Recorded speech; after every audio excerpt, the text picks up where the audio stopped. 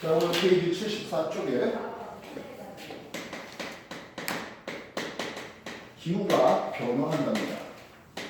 뭐 점점 추워질 수 있겠고, 점점 건조해질 수 있겠고, 뭐 이런 얘기죠. 그러면 기후가 변화했다는 것을 어떻게 알 수 있을까요? 누군가 기록을 해놨으면 참 좋겠습니다. 그렇죠? 기록을 해놨으면.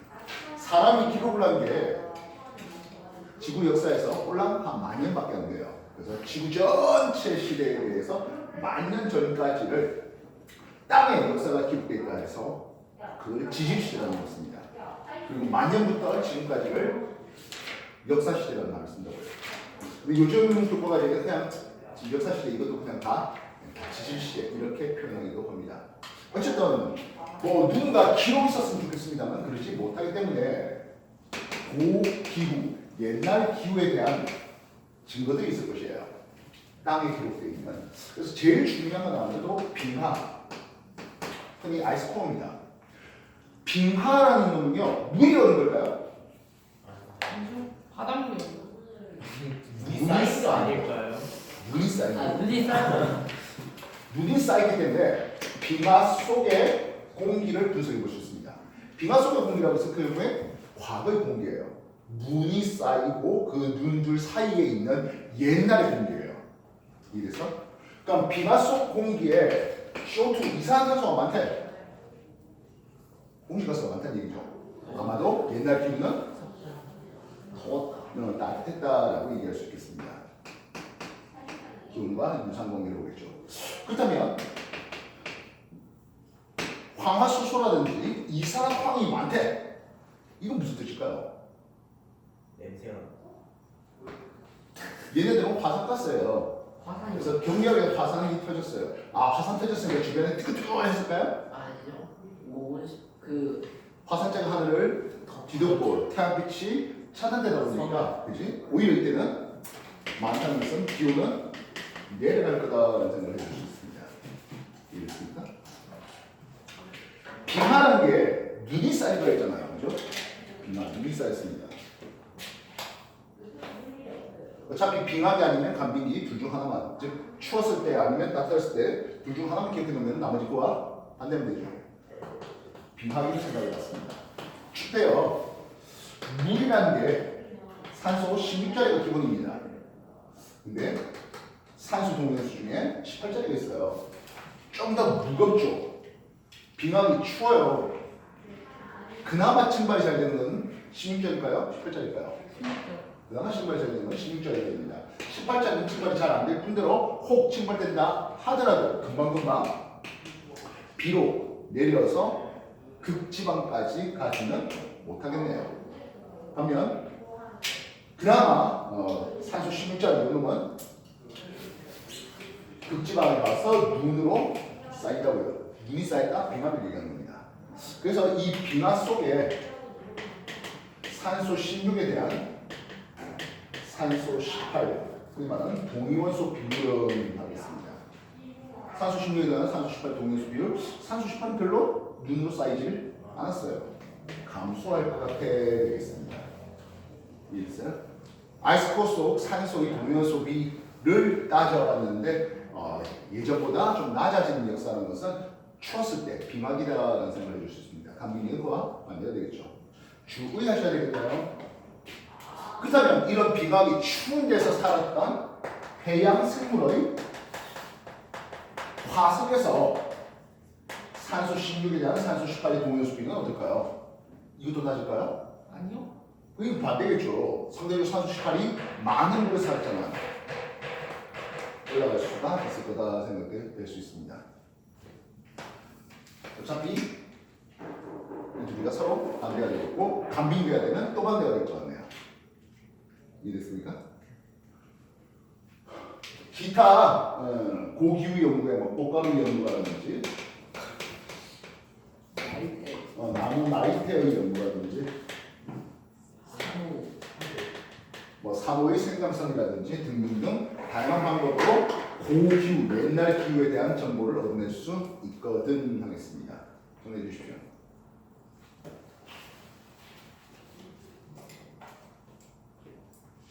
좀 외울 게 많죠?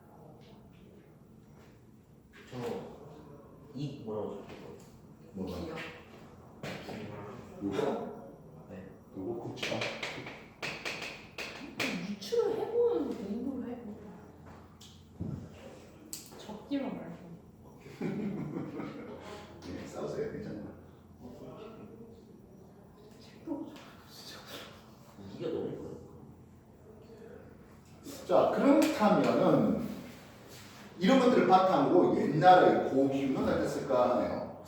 우리가 지질시대, 지질시대 구분하는 기준이 뭐죠? 성캄브리아 시대. 물론 그거는 구분된 결과고 구분하는 기준은 하겠습니다. 어떤 지각의 큰 변화, 그래서 대규모 부정화 또는 생물계의 큰 변화 이런 것들을 통해서 지질세를 구분할 수가 있겠습니다. 그래서 성캄브리아 때 성캄브리아 시대라는 것을 생각하겠고요. 고생, 중생, 신생대 하면서 현재까지 나오고 있습니다. 대략 성캄브리아 시대는 46억 년 전부터 시작해서 고생대 5, 4천만 년 전, 2억 5천만 년 전, 신생대 시작은 6,500만 년 전 하고 있습니다. 고생, 중생, 신생할 때 이 생자가 생물할 때. 생물대 생자인데요. 그래서 대표적인 표준화석, 표준화석이 뭡니까? 대표가 나서 그 시대를 대표하는, 그래서 표준화석 중에서 얘가 언제 살았다 하는 것들을 알게 해주는 거죠. 고생대의 표준화석 대표적 이름이 삼엽충. 삼엽충. 또 암모나이트. 암모나이트는 중생대 있고요. 완종류, 필성류, 뭐 부절이나 뭐 이런 것들이 있고, 각주어, 최초의 뭐 최초생물을 이런 것들을 어류로 볼 수 있습니다. 중생대의 무명이라든지 암모나이트 이런 것들이 있겠네요. 신생대 뭐 있을까요? 메모드. 메모도 있고, 큰 생물. 또 화폐석 같은 놈들도 있고.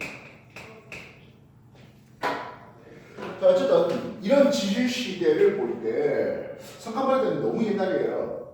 아마도 대체로 온난했으나 다수의 빙하기가 있었을 거다라는 생각을 해주는 게 성캄브리아 시대 쪽입니다.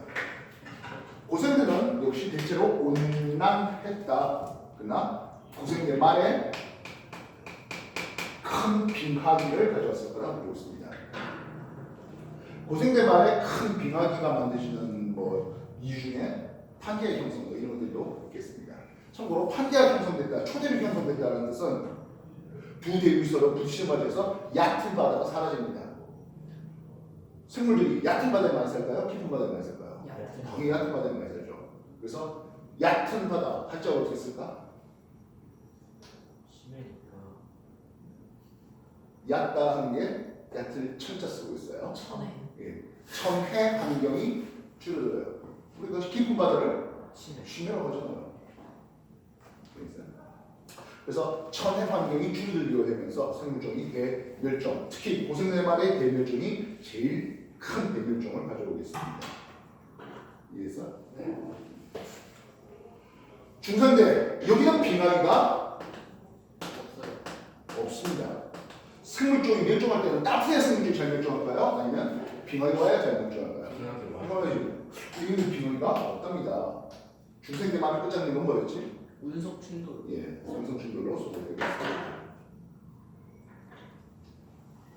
됐나? 네. 신생대는 빙하기와 강빙기가 서로 반복되고 있는 이런 상황이고 그랬습니다. 뭐 혹자는 지금 뭐 이 기온이 올라가는 게 지구 사이클에서 올라가는 어차피 사이클이다라고 하는 사람도 있습니다만은 뭐 일단은 지구 온난화라는 것들이 우리나라를 비롯해서 전 세계 전 지구적으로 여러 가지 문제를 일으키고 있죠. 이상 기후들 말입니다. 그죠? 전해 주십시오.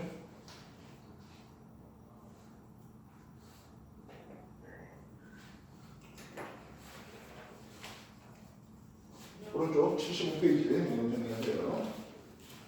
주요 읽고 맞죠?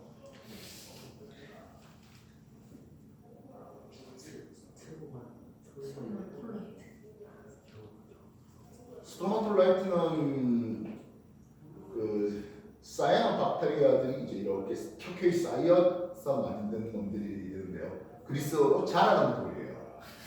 그래서 이걸 단면을 잘라보면 말 그대로 나무테처럼 나무 나이테처럼 이렇게 돼 있어요. 우리나라에도 인천 앞바다 대이작도 뭐 이런 데 보면 이제 스토마톨라이트 화석이 있고요. 그리고 호주 연안에는 아직도 자라고 있는 현생하는 스토마톨라이트도 있습니다.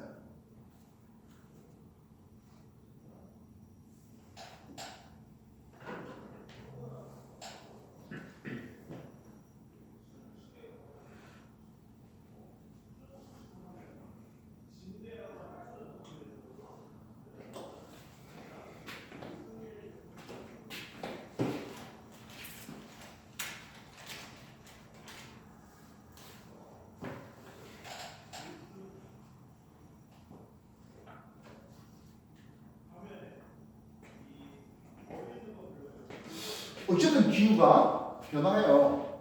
춥기도 하고 따뜻하기도 하고 뭐 또 지역적으로 전 지구적으로 또 더워졌다가 뭐 건조해졌다가 이런 일이 반복되기도 합니다. 그렇다면 이 기후 변화의 원인을 한번 따져보자는 거죠. 원인이 뭘까 하네요. 이 원인은 천문학적 원인과 이걸 지구 외적 요인이라는 게 있습니다. 그렇다면 뭐도 있을까? 네. 그렇지? 지구 내적 요인도 있겠습니다. 천문적 요인은 크게 1번 지구 공전 궤도에 대해서 자전축이 기울이지 상태로 공전하지 않습니까? 자전축이 기울이지 상태로 공전하다 보니까 6개월마다 태양의 남기 고도가 제일 높았다가 제일 낮았다가 반복됩니다. 즉 우리가 계절의 변화가 생기는 것은 지구의 공전만은 얘기가 안 됩니다. 지구 자전축이 기울체로 공전하게 되는데요. 이 자전축의 방향이 바뀌는 운동이 있습니다. 세차 운동이라는 게 있습니다. 이 세차 운동은 지구의 자전축 방향의 변화를 가져온 겁니다. 두 번째, 지구와 태양 중에 완벽하게 원을 그리진 않아요. 타원을 도는데 공전궤도의 26이 변할 때가 있습니다. 26이 커질 수도 있겠고 작아질 수도 있겠죠. 세 번째, 자전축의 기울기 자체가 바뀔 수 있겠네요.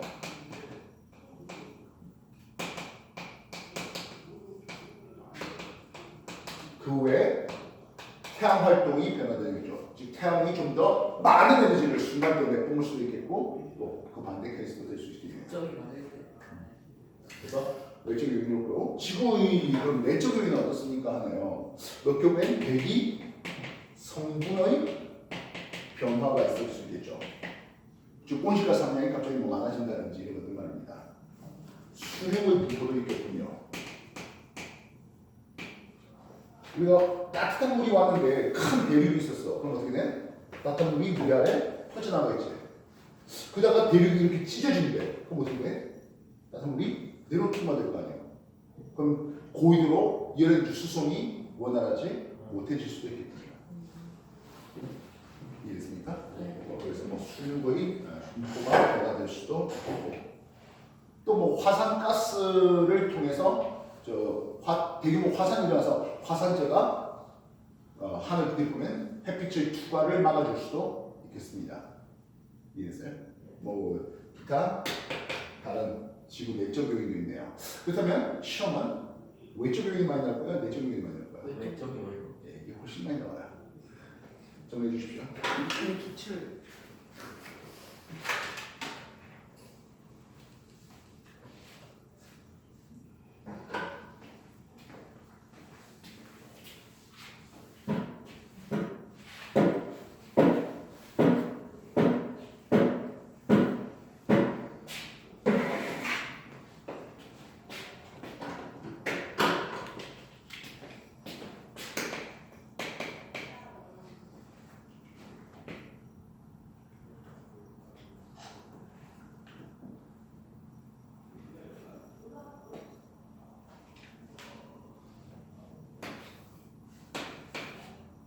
자, 현재 태양에 대해서 지구와 공전하는데 물론 지구 공전궤도 26은 그렇게 크지 않습니다. 꽤 원에 가까운 꽤 작은 26인데 좀 과장되게 그림을 그려놓겠습니다. 이렇게 들고 있네요. 태양에 상대적으로 가까워요. 근일점. 상대적으로 멀잖아. 원일점 봅니다. 좀 과장되게 끝났습니다만 실제로 그렇게 큰 차이 나지는 않는다 했어요. 그렇다면 지구의 자전축 방향이 어떻습니까? 하면 현재는 이런 방향으로 있습니다. 태양 쪽을 향해서 지구 자전축이 있다 보니까 우리나라를 비롯한 북반구는 원일점에 태양 장중고도가 높아요. 원일점이 여름이 걸리고 있습니다. 근일점이 겨울이 걸린다고요. 주의하시기 바랍니다. 가까우니까 햇빛 뜨끈뜨끈하겠다 여름 이래버리면 안 돼요. 이해됐어요? 물론 남반구도와 반대 계절을 보게 됩니다. 이해됐습니까? 네. 자, 그렇다면 제일 처음에 세차 운동이라는 걸 썼습니다. 현재로부터 세차 운동 주기가 약 26,000년이에요. 세차 운동 자전축의 방향이 어떻게 된다면 이렇게 시계 방향 돌거든요. 이해됐어? 세차 운동 주기의 절반이 1.3만 년 후가 되면 그렇습니다. 실상 13,000년 전이나 뭐 후나 똑같은 말이 되겠죠? 그럼 어떻게 됩니까? 하면 반대.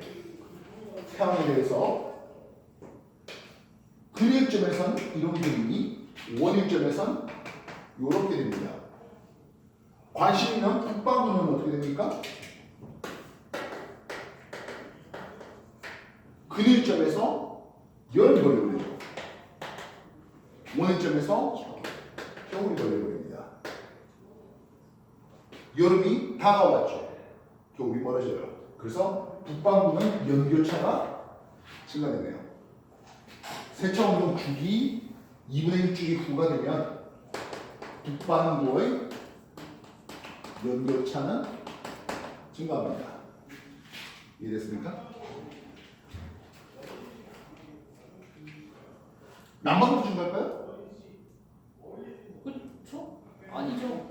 남반구는요.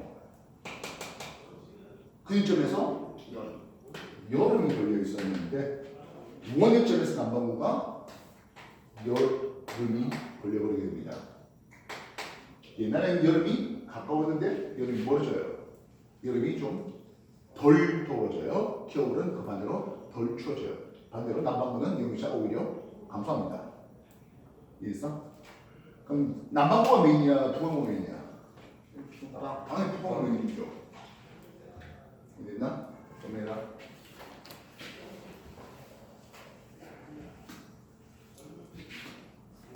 일정 그런 거 없어. 우리 시간 이렇게 풀어. 무슨 쉐이야 이거. 어디서 들은 거 같은데. 이 익숙한데 뭐지? 물리. 언론들. 아니 그 들은 적 있다고. 기억을 잘 한다는 거 아니야? 아저씨 카메라 진짜 돌리고 싶네 이거. 들은 적이 있다는 거 아니야? 그걸 들은 적이 기억해야 있어요. 되는 거 아니야? 기억을 잘 한다는 뜻이잖아. 이거 상대시.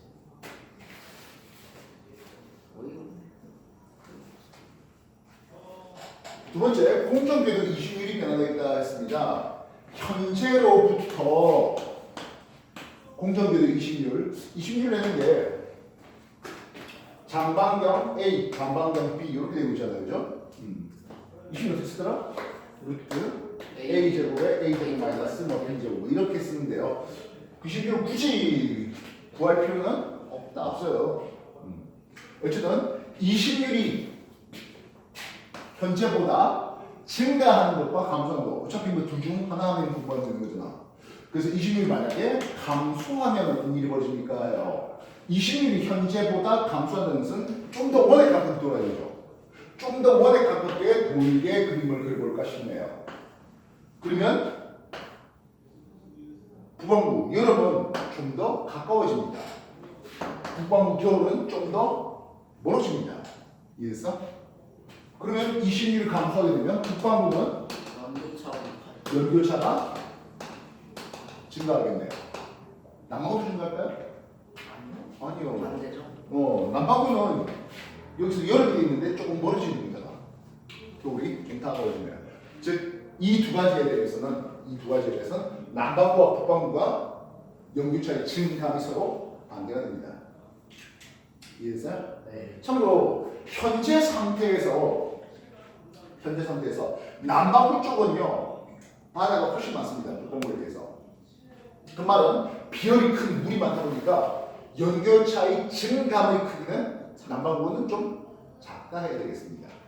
이해됐어요? 북반구가 연교차의 증감이 훨씬 더 크다 할 수 있다고요. 알겠어? 자, 아까 말했지만 계절의 변화가 생기는 이유가 무엇이었습니까 하면 자전축 기울기 상태에서 공전이 있기 때문입니다. 하진날 태양의 남중고도 하겠습니다. 남중고도 H는 90 마이너스, 자, 요거는 위도를 표시하는 기호예요. 자주 나올 겁니다. 위도. 그래서 플러스 23.5도입니다. 23.5도는 도대체 어떻게 된 겁니까? 하면 지구에고 태양이 있고 공전 궤도면 나중에 이 공전 궤도면을 황도라는 이름으로 소개가 됩니다. 그래서 공전 궤도면이 수직에 대해서 23.5도 기울어져 있는데요. 그래서 하진날에는 90마이너스 위도에 23.5도, 그래서 위도가 23.5도 되어 있는 지역에서는 하진날 태양의 남중고도가 90도가 되면 태양빛이 수직하게 떨어져요. 막대기에서 보면 그림자가 안 생기고요. 우물에 빛이 그대로 스트레이트 내려가거든요. 그래서 많이 듣는 얘기죠. 그럼 하진날과 동진날, 그럼 요거는 어떻게 됩니까 하면 H는 90 마이너스 위도에 마이너스 23.5도입니다. 따라서 하진날과 동진날 남중고도 차이가 47도 나는 게 현재의 상황이에요. 자전축의 기울기가 23.5도, 이게 항상 일정한 건 아니에요. 약간 더 커져서 24.5도로 커지기도 하고 21.5도로 줄어들기도 합니다. 24.5도가 되면 새로운 하진날은 90 마이너스 위도에 플러스 24.5도가 되고 있겠죠. 동진날은 어떻게 되겠습니까? 예, 90 마이너스 위도에 마이너스 24.5도가 돼요. 여름이 더 더워지고 겨울이 더 추워지면. 근데 이거는 북반구, 남반구고 둘 다 연교차가 증가되게 됩니다. 이래서 자전축 기울기가 23.5도에서 24.5도는 조금 더 커진다. 그 말은 남반구, 북반구 둘 다 연교차가 증가됩니다. 이 세 가지 주기를 모아본 사람이 있네요. 세차운동 주기 26,000년이고요. 공전궤도 26일 변화, 자전축 기울기 변화, 뭐 이런 것들이 대략 뭐 만백년 에서 10몇만 년 사이를 합니다. 그것들을 조합해갖고 연교차가 커질 때 커지게, 추울 때 더 춥게 만드는, 그렇게 엎어지는데 더 엎치면 빙하가 올 수 있지 않겠냐는 생각을 가진 사람이 밀라코비치라는 사람입니다. 이래서 다만 이 밀라코비치 주기대로는 빙하가 완벽하게 오지는 않습니다. 지금 내적 요인도 관여하기 때문이야 하겠다고요. 알겠습니까? 됐나? 네. 그래서 우리는 청각적 요인과 지구 내적 요인 이런 것들 다 연결해서 공부해야 되겠습니다. 특히 청각적 요인, 지금 당장 저 상황에서 세차 운동의 반주 후에는 어떻게 되겠습니까? 뭐 26일 증가하면 감소하면 어떻게 되겠습니까? 등등이 자주 물어오는 고3 모의고사 문제를 보면 거의 한 문제 꽉 거의 100% 확률로 나오는 문제입니다. 그래서